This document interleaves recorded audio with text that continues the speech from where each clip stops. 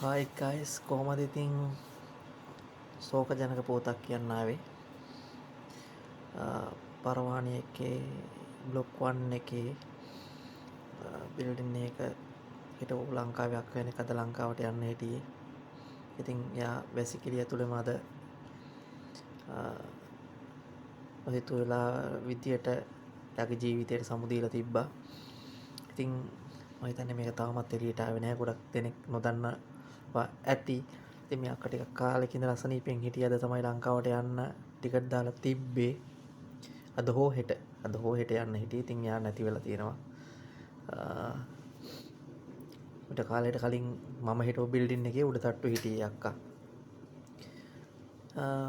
ඉතින් ඔයාලට කියන්න තියෙන පළවෙනි දේ තමා අසනීපයක් තියෙනවා නම් රැඳි සල්ලිමත් ඉන්න එපා.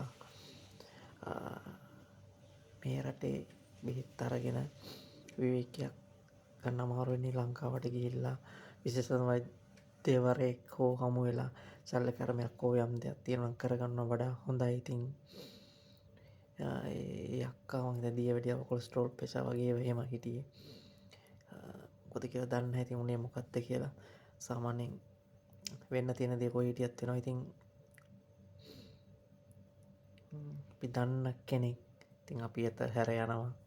ඉතින් යක්කට නිවන් සුව කියලා තමයි කියන්න තියෙන්නේ. ඔන්න ඉතින් ලෙඩ රෝග තියෙනවා නම් ඔයාලත් වැඩ කරන කලින් දෙසරයක් හිතලා බලලා තීරණයක් ගන්න.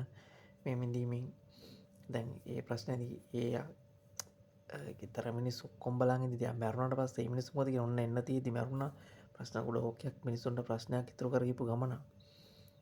ඉතින් කොහොම හරි අක්කා අද ජීවිතේට සමු දුන්නා. මම අකල් මරණයක් නොවේවා කියලා තමයි ප්‍රාර්ථනා කරන්න තියෙන්නේ. එහෙනම් ජය වේවා.